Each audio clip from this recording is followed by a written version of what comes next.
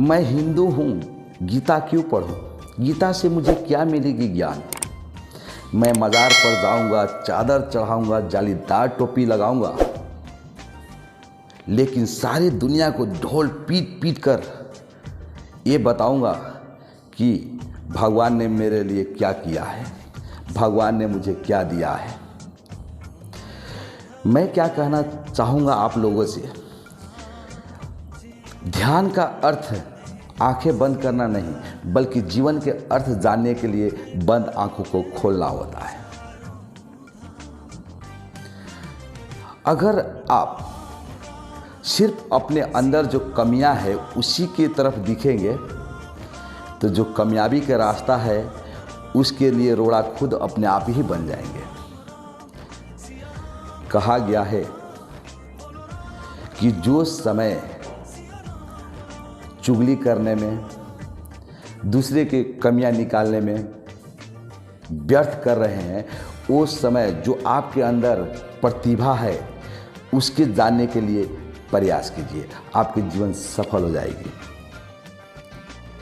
ये ढोल पीटने से कुछ नहीं होता कि मेरे भगवान ने मुझे क्या दिया है। भगवान ने तो ये भी नहीं कहा कि जाकर तुम मज़ार पर चादर चढ़ाओ, टोपी लगाओ।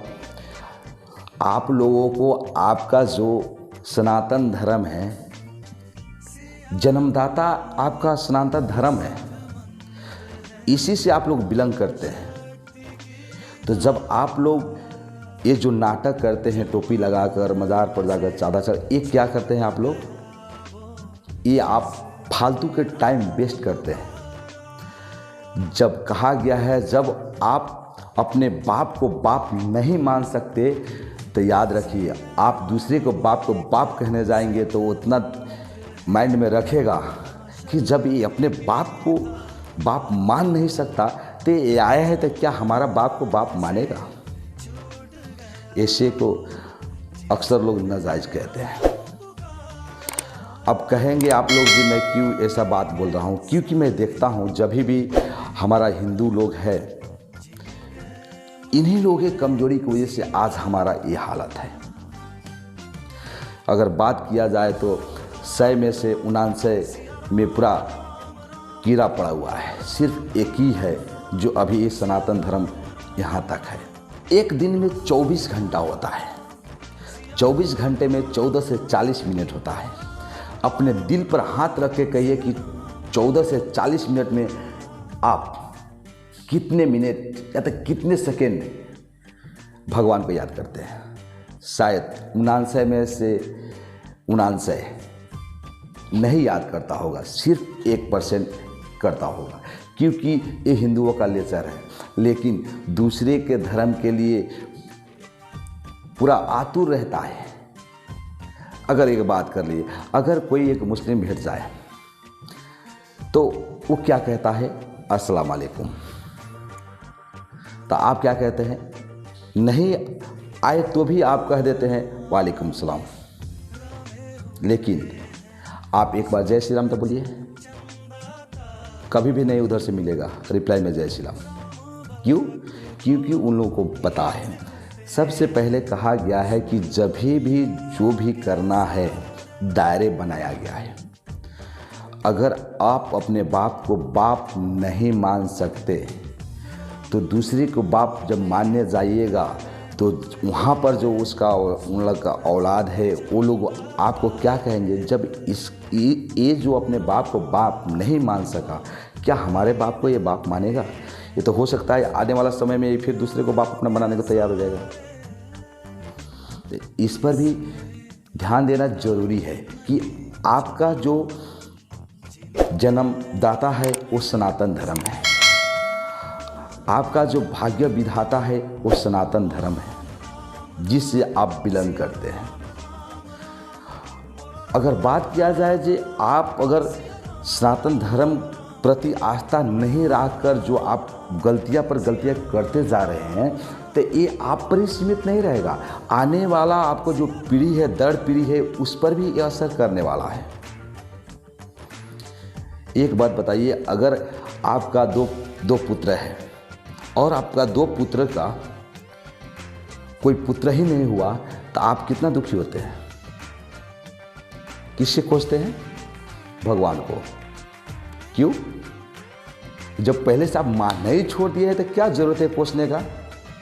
कोई ज़रूरत है नहीं, लेकिन कोसना ज़रूरी है। एक बात बताइए, जबकि बताया गया है कि उन्हीं लोगों के मजहब से कुछ मौलाना लोग कहा है कि गाय के दूध जो होता है वो माँ के दूध के बराबर होता है, वो खाना चाहिए, उसका मक्खन भी खाना चाहिए, लेकिन गौ के मांस नहीं खाना चाहिए, ये बीमारी का रूप होता है। आप लोग भी देखे होंगे सोशल मीडिया पर, सुने भी होंगे, लेकिन फिर भी वो लोग क्यों खाते हैं? क्योंकि कुछ उन्हीं लोगों में से है जो बदले हुए मनसाए लेकर आए हैं कि ये करने से जन्नत मिलेगी, वो करने से जन्नत नहीं मिलेगी, तो वो करते हैं। आप लोग तो गाय को पूजा करते हैं, लक्ष्मी के रूप मानते हैं, अनेकों देवी देवता के वास होता है उनमें, क्योंकि धन की देवी लक्ष्मी, यानी मतलब सब कुछ तो उन्हीं के अंदर होता है। इस पर आपको मतलब नहीं है, सिर्फ कोसना है कि भगवान ने मुझे क्या दिया है, लेकिन 14 से 40 मिनट में 1 सेकेंड भी भगवान का नाम नहीं लेना है, गीता को ज्ञान नहीं लेना है, आने वाला अपने औलादों को ज्ञान नहीं देना है, ये शपथ लेना ही लेना है। क्योंकि क्यों दें? सनातन धर्म तक पहले ही से किसी पर भी सनातनी को फोर्स करके नहीं रखा है कि तुझे मंदिर जाना ही है, तुम्हें टीका लगाना ही होगा, कभी नहीं किया है। ये तो सिर्फ आस्था पर टीका, ये रास्ता दिखा, इंसानियत का जो रूप है जो सनातन धर्म ही सिखाता है, जिसका एक मूल रूप भागवत गीता है, जिसे पढ़ा जो ज्ञानी हुआ, जो ना पढ़ा जो शैतान, जो हमेशा जालीदार टोपी लगाएगा और दूसरे के गुण गाएगा।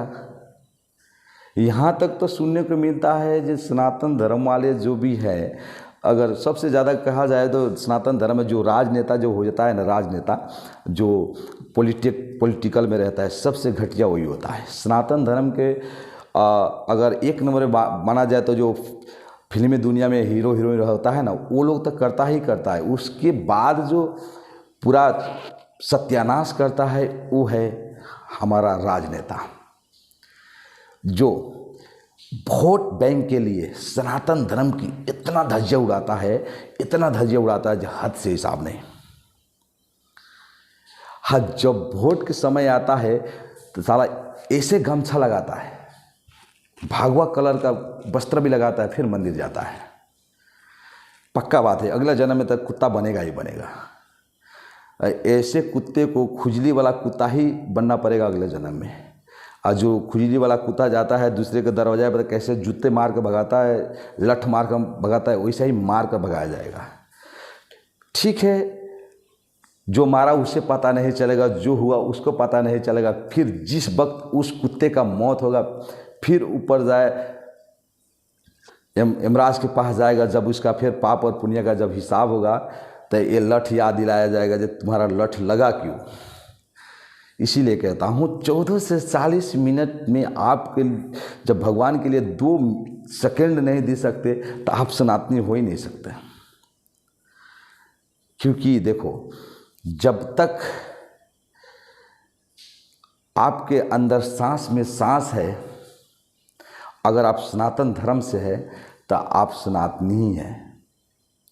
इतना बात याद रखना, और हमेशा आने वाला अपने पीढ़ी के लिए भी एक ज्ञान जरूर देना कि अपना बाप को ही बाप मानना चाहिए, नहीं तो दूसरे को मानोगे तो एक बात याद रखना, नाजायज कहलाओगे। सिया राम जय जय